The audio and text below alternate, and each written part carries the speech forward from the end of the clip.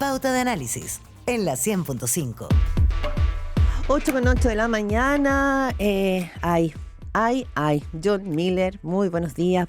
¿Qué pasa? ¿A quién hay que creerle? Que Estados Unidos decía que estábamos a punto de un acuerdo, se había trenzado a Israel con Irán y ahora tenemos ataques cruzados entre Estados Unidos e Irán y el alto al fuego parece que ya no está ni siquiera de estar con un alfiler colgando. ¿Cómo estás, John? Hola, John. Buenos días. ¿Cómo estás? Hola, buenos días Gerardo, buenos días Claudia. Efectivamente, el alto el fuego, bueno, siempre ha estado de alguna manera colgando, porque desde que a Donald Trump la guerra dejó de interesarle, se ha ido abriendo a nuevas posibilidades, ha empezado a advertir de que los que parecía que estaban a su lado no siempre estaban jugando lealmente, sino defendiendo sus intereses, y él está, bueno, tratando de imponer los suyos, que es una solución pacífica que no buscó desde el principio, al contrario, se sumó a una guerra en la que no lo pensó bien, pensando que le iba a ocurrir lo mismo que ocurrió en Venezuela y que iba a tener un desenlace fácil, y donde primero se ha descubierto que ya las grandes potencias no es tan fácil someter a un país. Le ha pasado a Vladimir Putin con Ucrania y ha repetido la jugada Estados Unidos con Irán en una guerra muchísimo más compleja y que tiene resultados improbables o difíciles de precisar, ¿no? Ahora ya llevamos 3 días de enfrentamientos en el Golfo de Hormuz, y lo que dicen los analistas es que la guerra ha entrado en una nueva fase. Ya había un artículo interesante el año pasado en el New York Times, donde una analista sugería que las guerras hoy no terminan, sino que son largos altos el fuego. La guerra nunca se sientan como, no es como la Segunda Guerra Mundial, cuando el colapso de Alemania hizo que los alemanes firmaran la rendición. Simplemente ahora se firma un alto el fuego y el alto el fuego se vulnera tantas veces como sea necesario o como le convenga a alguna de las partes, pero no hay una mesa en la que una parte se rinde o una parte acepta un armisticio, como ocurrió en la Primera Guerra entre Francia y Alemania. Bueno, el asunto es que tendremos que acostumbrarnos a estos altos el fuego, que no son sinónimo de paz, que son sinónimo de que cada cierto tiempo alguien lo rompe o alguien comete algún abuso, porque así es el desenlace de las guerras modernas. Bueno, lo que ocurrió en las últimas horas, se suponía que estaba avanzando por lo que decía Trump. Estamos conversando, podrían ser 2-3 días, podrían ser momentos clave. Israel, usted deje esto con estos problemas, estos combates, y ocurre, pero ocurre el ataque a este helicóptero en el estrecho de Hormuz. Me parece, habrá que investigar eso porque hay más de uno interesado en que esto no llegue a ningún lado, ¿no? Bueno, no solo es que hay más que un interesado, es que no es fácil derribar un helicóptero Apache. Claro. Esto es lo que más ha llamado la atención a todo el mundo. Venezuela no pudo derribar ninguno. De todos los que llegaron sobre la ciudad de Caracas y operaron tranquilamente en la zona de Fuerte Tiuna y en la zona donde estaba la residencia presidencial, donde capturaron a Maduro. En cambio, los iraníes sí han sido capaces de derribar no solo un Apache, sino que también un F-35. Y en este caso, quizás lo más impresionante de esta situación, aparte de la capacidad de Irán, después de todos los bombardeos que hubo en el mes de marzo contra sus instalaciones antiaéreas, etcétera, y teniendo en cuenta que después de todo este tiempo de guerra, Estados Unidos debe tener un mapa bastante exacto de dónde está cada misil en Irán, claro. y cada dispositivo antiaéreo, hayan derribado un Apache estadounidense en plena noche. Lo que me sorprende más de esta operación es la capacidad de la Marina norteamericana de enviar un dron navegable sin tripulantes, que rescató a los 2 pilotos del helicóptero. Y ese dron, que es un dron que tiene un alcance de varios miles, que tiene 1.500 millas de alcance, o sea, que tú lo puedes teledirigir hasta un sitio muy alejado de tu punto de partida, sirvió para rescatar a los 2 pilotos, que los pilotos son personal valiosísimo para las Fuerzas Armadas. Sí. John Miller, viene hoy un artículo bien interesante en la BBC del editor internacional de BBC News, Jeremy Bowen, y que dice algo bien interesante. Dice, Donald Trump y Benjamín Netanyahu creían que una victoria sobre Irán serviría para reconfigurar Medio Oriente, pero la región se está transformando, no en la forma en que ellos esperaban. Es decir, la República Islámica de Irán no ha sido derrotada, el riesgo ahora es una crisis de desgaste permanente y prolongada que oscilará entre la tensión y el conflicto abierto. Es decir, dice él, el régimen iraní ha demostrado ser un hueso mucho más duro de roer de lo que Donald Trump y Netanyahu habían supuesto. Su juicio fue erróneo y han perdido el control de las consecuencias. ¿Será tan así? Yo creo que sí, y que en esto, aquí pasa una cosa, y es Mm, que tú puedes hacer planes, pero siempre hay un adversario que te los intenta estropear, o incluso hay un aliado que los puede estropear, ¿no? Como es en este caso. Eh, Efectivamente, yo lo que estoy viendo es que se ha perdido la capacidad que tuvo Donald Trump en su primer mandato de mover determinadas piezas que hacían que todo el tablero girara y se quedara a disposición, y que quedara en una buena disposición para intentar nuevas jugadas. Por ejemplo, cuando él fue ayudando a que, por ejemplo, Marruecos, con el reconocimiento del Sáhara Occidental, ¿quién iba a pensar que el reconocimiento por parte de Estados Unidos del Sáhara Occidental y el apoyo a Marruecos, aparte de ofender a España y ofender a Francia, porque esa zona fue descolonizada por España, pero hay un mandato de la ONU que le obliga a España a hacerse cargo como antigua potencia ocupante de la descolonización del Sáhara? Bueno, pues que Marruecos se haya apoderado de ese territorio con la ayuda de Estados Unidos, con el apoyo de Estados Unidos, con la legitimación de Estados Unidos, muy poca gente entendió que tenía que ver con los acuerdos de Abraham. Solo cuando acto seguido Marruecos estableció relaciones con Israel, se vio la jugada más claramente. Y entonces se vio que Estados Unidos había conseguido que un país que tiene una fuerte presencia islámica aceptara aliarse con Israel o establecer una relación privilegiada con Israel. Y detrás venía Arabia Saudí, que también recibió sus compensaciones, y los Emiratos. Pero todo eso se hizo en un contexto de paz, que por ejemplo mm. supuso el reconocimiento de Jerusalén como capital de Israel por parte de Donald Trump. Todo eso se hizo en un contexto de paz, y hoy Trump está descubriendo que el usar los martillos para moldear la voluntad de los países no es tan fácil, y por eso se le ha torcido la situación en el Golfo. Los estados árabes del Golfo han visto que sus intereses no siempre coinciden con los de Estados Unidos, Mm. y bueno, lo estamos viendo. John, bueno, mientras en esta parte del mundo estamos mirando nosotros, por ejemplo, hacia Perú, nuestros vecinos, vi que en Europa están las noticias copadas por las portadas de lo que está ocurriendo en Belfast, en Irlanda del Norte. Ustedes en España, sus portadas apuntan a la visita del Sumo Pontífice, el Papa, que está por estos días en tu país. Sí, vamos a ver. Antes me gustaría liquidar lo de Perú, porque, Sí. a ver, mencionaron los 40.000 votos de diferencia. Ahora mismo la OMPE está dando 25, 27.000 votos de diferencia. Esto es importante porque anoche cambió, la noche europea cambió la tendencia, y Keiko Fujimori sumó algunos votos, con lo cual estrechó esa diferencia de 40.000. Pero todos los analistas, bueno, el recuento peruano es tan tedioso que hasta dentro de un mes no va a haber resultados. Ya lo anunció ayer el Tribunal de Sí. Calificación de Elecciones, dijo, olvídense, hasta dentro de un mes no va a haber resultados definitivos, y tal como está evolucionando el escrutinio, que es muy complejo, no vamos a tener una noticia clara en pronto. ¿Por qué? Porque tienen que llegar los votos del exterior. Ya no es que no se fíen de sus consulados o de su organización electoral en el exterior. Es que el voto del exterior tiene que llegar, la sacan, los paquetes de votos tienen que llegar físicamente a Lima. Tienen que ser analizados y revisados por las autoridades electorales limeñas. Y entonces hay un doble recuento. El voto en el exterior es prácticamente casi todo de Keiko. O sea, la proporción a favor de Keiko en elecciones anteriores, la de 2021, por ejemplo, fue de un 60% a favor de Keiko respecto de otros adversarios. Entonces, la saca de votos del exterior, si la diferencia no es grande, y creo que 25.000 Es votos no poco. lo es, claro, si la diferencia no es grande, el voto en el exterior va a ser decisivo. Va a ser decisivo, pero estamos hablando de una carrera electoral Sí. terrible, porque va a ser diferencia de, ¿se puede ganar una presidencia por un voto de El diferencia? director No lo sé. de Ipsos Perú dice que las proyecciones apuntan más hacia Keiko en este momento que hacia el candidato de izquierda, por lo que tú estás diciendo.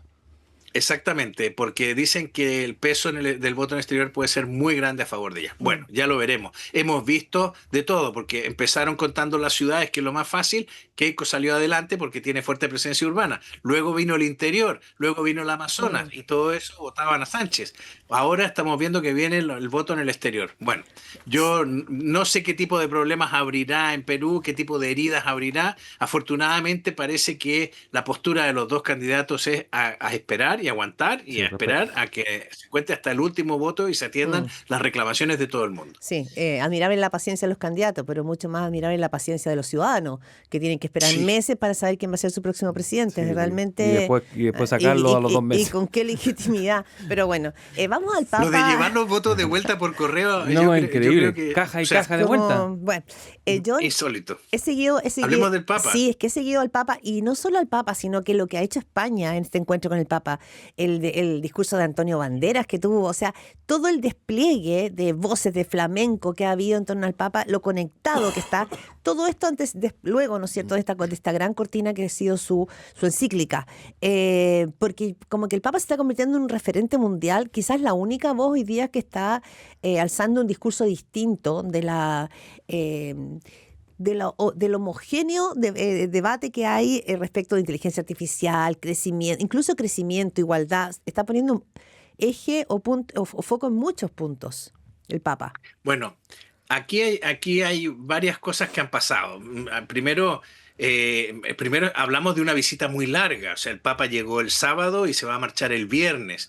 Va a estar casi una semana completa en España. La verdad es que ha tenido, yo no sé cómo aguanta el Papa. El Papa tiene 70 años, se le ve en muy buena condición física, pero yo que tengo 9 años menos, no sé, el trote que le ha metido su agenda estos días era increíble. O sea, la agenda del lunes no había margen para el error. O sea, tenía media hora para hablar con Pedro Sánchez, tenía que coger el coche, tenía media hora para estar frente a los diputados en el Congreso. Bueno, y si quería llegar a tiempo a todas partes y a todos los actos, porque todo el mundo quería estar con él. Yo lo he visto que se lo pasó bien en 2 momentos. O sea, esto ya es la cosa más personal. Sí. ¿Ya?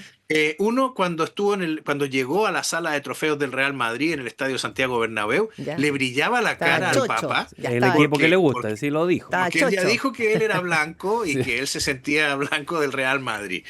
Y la segunda vez ha sido en el vuelo ayer entre Madrid y Barcelona, que lo Mane- llevaron en un avión de Iberia, En la con cabina. 2 pilotos en la cabina, con 2 pilotos escogidos, y donde además se aproximaron los F-18 que suelen escoltar los aviones de los jefes de Estado, en este caso el del Papa, y el avión del F-18 español iba pilotado por un piloto católico que tiene una familia numerosa de 4 hijos, etcétera, y que el piloto de Liberia llevaba una foto de su familia y él para mostrársela al Papa, y entonces el Papa, como un niño, se puso a hablar por radio con el piloto del avión de combate que le No, si escoltaba. estaba chocho, sí, efectivamente. Bueno, es increíble lo que disfrutó. A mí lo que me extraña es que nadie haya metido al Papa en la cabina de un avión antes de que viniera a España, pero bueno, resultó. Iberia ha hecho la mejor campaña comercial que podría haberse Sí. hecho en mucho tiempo Ahora, con yo- este vídeo que se difundió. Sí, podríamos decir que este es un papa que ha querido marcar, ha querido correr el cerco. Estoy pensando que ya el Papa Francisco tuvo tensiones importantes, pero al interior de la curia. Pero este papa está con discursos bien políticos. Incluso hay gente que dice, en el planeta hoy día no hay una gran oposición, y está haciendo la voz del Papa, donde está poniendo los puntos en su discurso. Ayer lo escuchaba en algún encuentro esto en España, hablando de que el crecimiento por el crecimiento no era un camino, que el crecimiento tenía que ver con la dignidad humana. Sí. ¿Para qué hablar de la inteligencia artificial? Que eso es una parte de la encíclica, pero echando mano a la humanidad como el último recurso que nos queda frente al avance de las tecnologías. Entonces creo que el Papa está jugando un rol, no sé si mediador es la palabra, pero a lo menos, ¿no es cierto?, como que está enfrentando debates que no se están dando en el planeta. ¿O no? Yo creo que él está ejerciendo un liderazgo. Sí. Él ejerce un liderazgo. Yo no me gusta esa opción de muchos periodistas de el Papa a la carta. O sea, me gusta esto y lo otro no me gusta. Por ejemplo, la comparecencia en el Congreso fue brutal y ha provocado una división en mi profesión aquí en España entre los que ven, claro, todo el mundo ve tapándose un ojo al Papa. Lo que quiere ver, Entonces, unos destacan su discurso antiliberal, antimercado, antitecnobros, etcétera. Otros destacan su discurso en defensa de la inmigración, otros destacan la dura condena contra el aborto y la eutanasia que hizo en el Congreso español Sí. y que mostró la hipocresía, incluso de la derecha, que la derecha apoyó, o sea, no derogó la última ley de aborto, que es la ley de plazo, y que el Papa vino a decirles que era inmoral lo que habían hecho al aprobar esas leyes, y se quedaron tan panchos. Pero entonces es un Papa que yo veo que está perfectamente alineado. Claro, aquí luego viene gente y te dice, es que Francisco esto no lo hubiera dicho. Pues yo creo que Francisco sí lo hubiera dicho. Ya. O sea, creo que hay una confusión ahí cuando se pensó que Francisco, por ejemplo, iba a ser más amable con los transgéneros. Él lo dijo en un vuelo cuando habló con la prensa. Él seguía estando en contra del aborto, la defensa de la vida del que está por nacer, y seguía estando contra el matrimonio homosexual, etcétera. Lo que pasa es que él no estaba contra las personas que están detrás del matrimonio homosexual. Y entonces, pero fíjate que Francisco, y este Papa no ha tenido ese problema, tuvo un problema enorme con el tema de los abusos internos en la iglesia. O sea, Francisco fue el que contestó de mala manera a los periodistas chilenos cuando le preguntaron por el obispo de Osorno. Que después se Y arrepintió, y claro. la iglesia de Osorno estuvo vacía un año. O sea, es que, y este Papa también no ha sido enérgico en el tema de los abusos internos, aunque se reunió con 6 personas, pero eran 6 personas que procedían de un casting que había hecho la iglesia con víctimas antes. Entonces, yo creo que este Papa, primero, España estaba deseosa de tener un Papa, Francisco no quiso venir porque dijo que el país estaba muy polarizado. No Yo quiso, creo o que sea, tuvo invitación y no quiso ir. nunca quiso venir, con lo cual España ha estado 15 años sin una visita papal. Así que se han notado las ganas que tenían los católicos españoles de que el Papa viniera, y ese es el resultado de las muestras masivas que han visto ustedes de apoyo público. Sí. ¿Cómo Segundo, este Papa fue estratégicamente muy listo, sacó su encíclica, que es una encíclica que tiene muy buena lectura desde la izquierda, la encíclica sobre la inteligencia artificial, y Pedro Sánchez le fue a ver justo la semana anterior, porque como ya sabemos que tiene tantos problemas políticos, pues encontró un momento para escaparse al Vaticano a ver al Papa antes de que llegara al país. Con lo cual, él ha llegado, la resistencia en el Parlamento o en la sociedad española a la visita del Papa ha sido cero, mínima, ninguna. Perfecto. Si había alguien que no quería que viniera el Papa, no lo ha podido decir. Y si la izquierda tenía alguna tentación de criticar al Papa, no lo ha hecho porque Pedro Sánchez, primero, se ha pegado a su figura para intentar mejorar su propia estimación pública.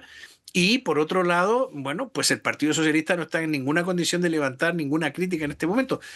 ¿Tú crees que ha salido algún defensor de la ley del aborto o de la eutanasia Nada en la de última hora? Todos mudos. Nada. Nada. Oye, Todo mudo tomando sopa. ¿Cómo ha sido el intento,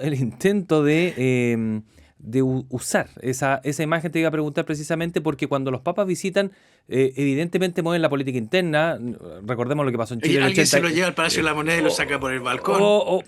O sea, esa está recomendada, o sea, está anotada en las cosas que tú tienes que hacer.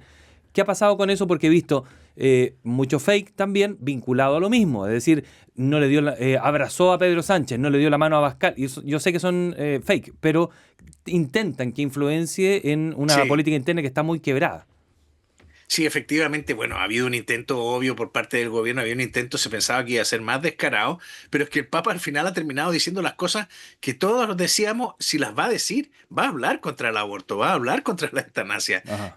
Lo que pasa es que el que pensó que el Papa se podía callar, pues se equivocó. En cambio, y también habló contra la inteligencia y contra los tecnobros y contra los peligros que subyacen ahí, sobre todo contra la dignidad humana. Hay que tener en cuenta que el Papa es agustino, hay que tener en cuenta que eso le da una dimensión mística especial, con lo cual cuando hacíamos este análisis decíamos, Juan Pablo II era un pastor, era un actor dramático y además un pastor, pero no era un teólogo. Benedicto XVI era un teólogo, de hecho fue el gran teólogo de Juan Pablo II, y luego fue el Papa Ratzinger. Y entonces, Benedicto, y luego viene el Papa Francisco. El Papa Francisco estaba un poco entre los dos, pero era más pastor que teólogo, aunque las cosas que escribió Francisco hay que mirarlas porque las cita León XIV. Y León XIV es un hombre que está a medias, es un hombre que está entre la pastoral y la teología. Es un hombre con un pensamiento complejo porque tiene formación matemática, con lo cual es un hombre, pero eso junto con un agustiniano, que es una filosofía. No se olviden que San Agustín reconcilió a Platón con la Iglesia. O sea, es el hombre de las ideas, es el hombre que cree que la silla que estamos viendo es una representación de la idea que solo está en el poder de Dios. Entonces, tiende a ser místico. Por eso ha elogiado tanto a los místicos españoles, a San Juan de la Cruz, a a Santa Teresa de Jesús, porque a él le hace sentido. Entonces, tienes un matemático con propensión mística, agustiniano, que además ha sido pastor en Chiclayo, donde fue obispo. Es una mezcla rara, pero le convierte en un papa tremendamente interesante. Y por lo visto, muy atractivo para el público porque la gente se ha volcado con él. Oye, ayer Bien. nos enteramos a última hora que hasta Bad Bunny había ido a verle el día que no tenía concierto, se fue a Sí, ver ¿eh? al papa. Mira. Que Bad Bunny además ha sido otro hit en España. Está haciendo hit ahí en Bueno, Madrid. ha descubierto que esta es su casa y va a dar 10 conciertos Es que es aquí. una- Está, bueno, Es una está locura. feliz. Lo sigo todos los conciertos, la John, casita, todo eso. Te damos Un la abrazo, gracias. Eso, John. tenemos que hablar de eso. Sí, que esté Adiós, muy bien. cuídense. Chao, Chao, gracias.